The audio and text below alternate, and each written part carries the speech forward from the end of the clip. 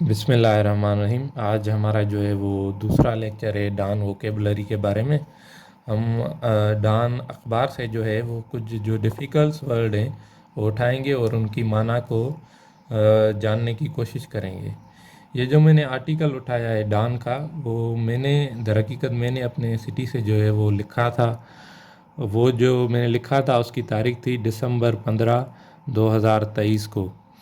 ये जो मैंने आर्टिकल लिखा था वो एक जो बिज़नेस ऑफ द वार के बारे में है, जो ऑन गोइंग वार थी पैलेस्टाइन की। और जो उसमें किरदार थे उनके बारे में ये आर्टिकल लिखा था। इनमें कुछ वर्ड्स मैंने यूज़ किए थे, जैसे कि जियोनिस्ट, रजीम, नाम या डेमोलिशिंग, एग्जीक्यूशन एंड बूम। इन वर्ड्स की जो है वो हम मानी जो है वो जानने की कोशिश करेंगे।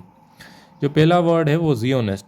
जियोनिस्ट उस शख्स के बारे में कहते हैं जो जियोनिज़्म एक मूवमेंट है, एक तहरीक है, उसका हामी हो। ये जियोनिस्ट या जियोनिज़्म एक तहरीक है जिसकी बुनियाद ये है कि जो यहूदी हैं उनको जो है उनको जो है वो जो फ़लस्तीन में जो है वो सेटलमेंट किया जाए या सेटल किया जाए। ये एक तहरीक थी जो वर्ल्ड वार 1 के बाद जो है वो स्टार्ट हुई थी और ये अभी तक जारी है।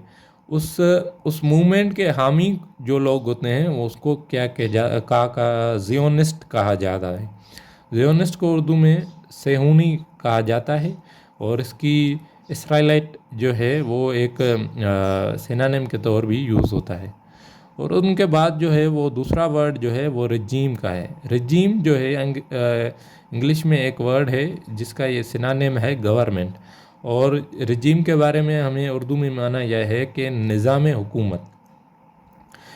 ये जो यहाँ पर मैंने वर्ड यूज़ किया था द जियोनिस्ट रजीम, ये जो यहूदियत हामी जो गवर्नमेंट है इसराइल में, ये मैंने इस तरह इसमें यूज़ किया था, जियोनिस्ट रजीम। और उसके बाद में जो वर्ड है, जो तीसरा वर्ड है वो है नाम। नाम हम कहते हैं असूल्स को, स्टैंडर्ड्स को। यहाँ पर ये मैंने वर्ड्स यूज़ किया था इंटरनेशनल वार नाम्स। जो जंग के कवानीन हैं, जो उसूल हैं, वार नाम्स, स्टैंडर्ड्स जो है वो इसकी इंग्लिश में जो होगी वो सिनोनिम भी हो सकता है। और उसके बाद जो वर्ड है जो नंबर 4 पे है वो है डिमोलिश। डिमोलिश की उर्दू में माना होती है गिराना। किसी चीज़ को हम गिराते हैं, जब उसको किसी बिल्डिंग को गिराते हैं, उसके लिए अंग्रेज़ी में जो वर्ड यूज़ होता है वो डिमोलिश। तो हम इसका इंग्लिश में जो ये सिनोनिम होगा पुल डाउन या नॉक डाउन या स्ट्राइक डाउन। ये जो वर्ड्स हैं, ये जो इंग्लिश में वर्ड जो हैं वो इसके सिनोनिम के तौर पर भी यूज़ हो सकते हैं। उसके बाद है एग्जीक्यूशन। एग्जीक्यूशन की जो है वो दो मानी हो सकती हैं। एक तो मानी ये है कि इसको एग्जीक्यूशन की मानी है अमल करना।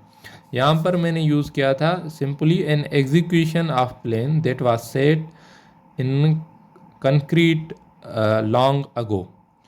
ये जो एक एग्जीक्यूशन था, ये अमल करना था एक प्लान पर जो पहले ही सेट किया गया था।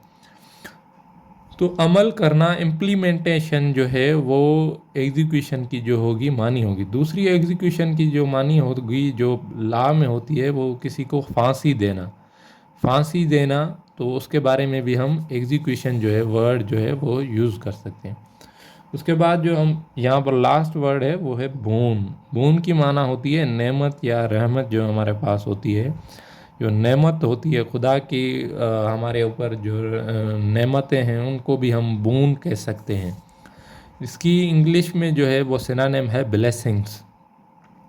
यहाँ पर जो मैंने इसका वर्ड यूज़ किया था the on going war is a boon for American arm industry.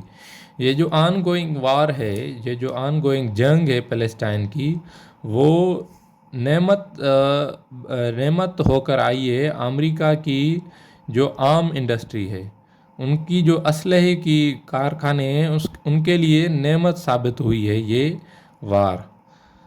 तो शुक्रिया। ये हमारा दूसरा लेक्चर था डान का वोकेबलरी का। ये लेक्चर सीरीज़ आगे कंटिन्यू रहेगी।